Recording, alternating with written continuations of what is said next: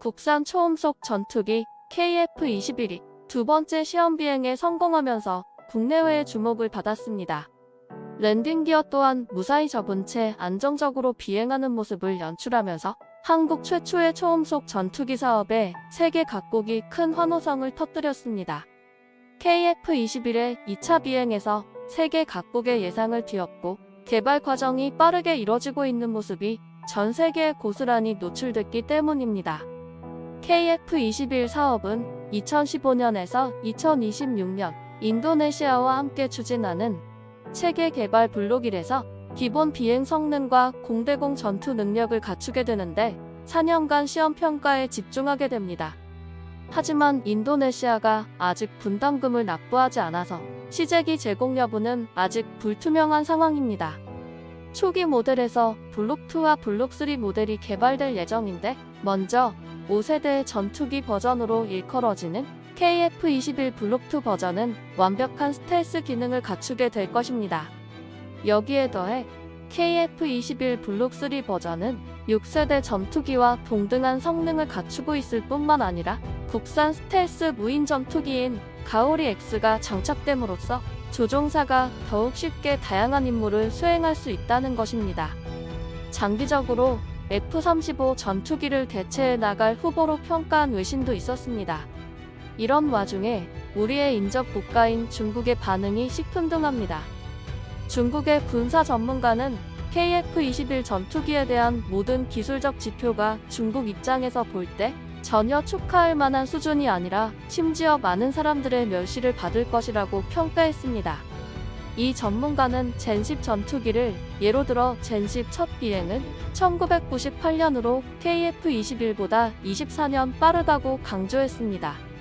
또한 최대 비행 속도 역시 마하 2.1로 20여 년 후 선보인 KF-21보다 빠르다고 주장했습니다. 단발 전투기인 젠10의 탑재 탄량은 약 7톤으로 연구개발 기간 젠10은 그해 아무것도 없는 도면 상태부터 첫 비행까지 12년이 걸렸다고 설명했습니다. 그러면서 이 전문가는 KF-21은 20여 년 전 젠10의 성능 지표와 비슷한데 한국의 KF-21이 2022년에 중국을 넘어선 수준이라니 중국으로서는 반가운 일이다라고 조롱했습니다. 이어 그동안 고등 훈련기 개발 경험만 있는 국가로서는 첫 작품이 4.5세대라는 것은 적어도 인도보다는 비약적으로 발전한 셈이다고 추켜 세우면서 비꼬았습니다. 그는 KF-21이 한국 최초의 국산 전투기인 만큼 한국에서의 국산 비율은 어느 정도인지 짚어보자며 그동안 한국 언론이 65% 안팎으로 구체적인 수치를 제시했지만 이는 과장된 수치라고 평가했습니다. 중국 내에서는 우리의 KF-21과 자국 스텔스기인 젠35, 젠20 등을 비교하면서 스텔스 성능에서 중국 전투기의 상대가 안 된다는 식의 보도가 나옵니다. KF-21은 애초부터 스텔스 성능이 제한된 4.5세대 전투기로 해외 수출 등을 염두에 두고 경제성 위주로 개발한 기종입니다.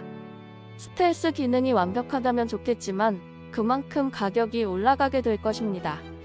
우리 공군은 중국의 젠35에 대응할 스텔스 전투기 F-35를 이미 보유하고 있습니다.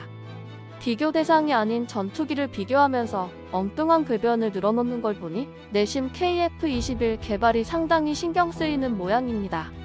7월 22일 중국 소셜미디어 웨이보와 틱톡에 중국이 개발 중인 5세대 스텔스 전투기 젠35의 사진과 동영상이 갑자기 올라왔습니다. 중국은 항상 이런 식으로 개발 중인 무기를 공개하였습니다. 우리처럼 투명하게 공개하는 게 아니라 군사 동호인들이 찍은 것처럼 해서 슬그머니 소셜미디어에 올렸습니다. 네이버 뉴스 등 서방 군사 전문 매체의 반응은 한마디로 젠35는 짝퉁 F-35라는 것입니다. 역시 중국의 카피 본능을 여실히 보여주는 짝퉁 F-35에 중국판 젠35는 눈을 의심케 할 정도로 미국 스텔스 전투기인 F-35를 빼다 박았습니다.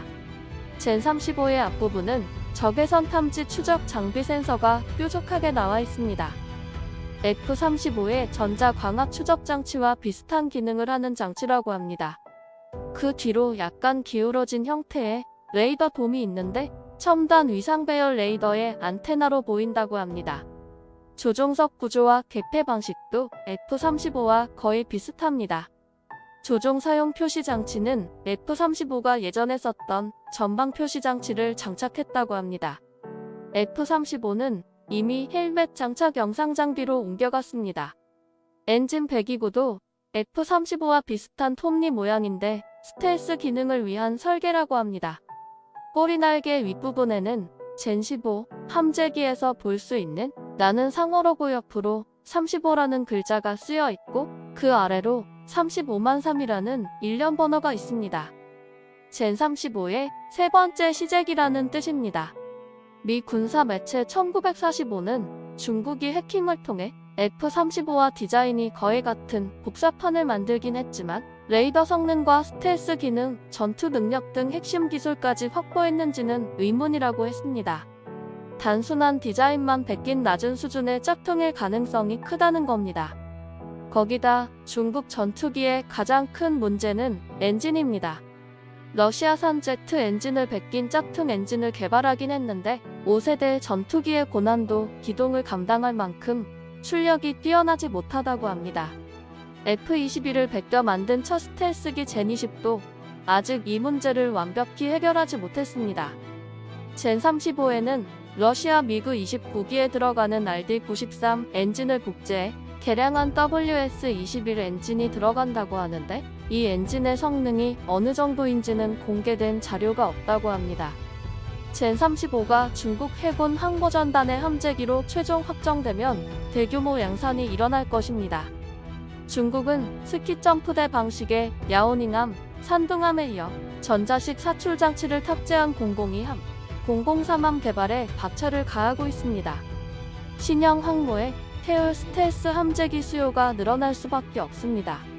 아무리 그래도 중국산 짝퉁 전투기인 젠35가 숫자가 늘어난다면 한반도 남해에 심각한 안보 위협이 되는 것은 사실입니다. 중국 최초 스텔스 전투기인 젠22, 한반도의 서쪽과 북쪽에서 한반도 영공을 장악하고 여기에 더해 중국 해군이 남쪽 바다에 항모를 띄워놓고 젠31을 운용하면 오키나와에서 들어오는 미군 증원 전력과 우리 해상 교통로를 차단하는 위협적인 상황이 전개될 수 있다는 게 전문가들 지적입니다. 남쪽 바다는 항모로 막고 한반도 주변의 실질적인 제공권 장악은 젠20을 앞세우겠다는 포석으로 보입니다. 짝퉁 함재기의 성장기를 먼 나라 이야기처럼 듣고 웃으며 귓등으로 흘려보낼 일이 아닌 이유이기도 합니다. 이런 의미에서 한국이 개발한 KF-21이 중요한 시기, 우리 영공과 영해를 지키는 신의 한 수가 되었다고 생각됩니다. 앞으로 KF-21 개발이 완료되고 전력화된다면 아무리 중국이라도 함부로 대한민국의 영토와 영공 그리고 영해를 넘볼 수 없을 것입니다. 고 김대중 대통령께서 첨단 초음속 전투기 개발을 발표했을 때 반대하고 한국이 무슨 전투기 개발이냐며 비웃던 사람들과 전문가들은 과연 이런 중국의 엄청난 확장을 생각이나 했을까요? 러시아가 우크라이나를 침공했음에도 미국은 무기만 우크라이나에 넘겼지 우크라이나를 지켜주고 있지는 않습니다. 심지어 우크라이나는 유럽과 서방에 막대한 식량을 수출하는 국가인데도 말이죠. 과연 중국이 대만을 침공한다면 대만을 지켜줄까요? 우크라이나와 비슷한 방식으로 미국은 실속만 챙길 것입니다. 자기의 영토와 주권은 그 국민들의 힘으로 지켜지는 것이며 그래서 자주국방이 중요합니다. 지금까지 든든TV였습니다. 항상 시청해주셔서 감사하며 구독과 좋아요, 알람 설정을 통해 시청자분들께 절로 배가 부른 든든한 소식을 전하기 위해 노력하겠습니다. 감사합니다.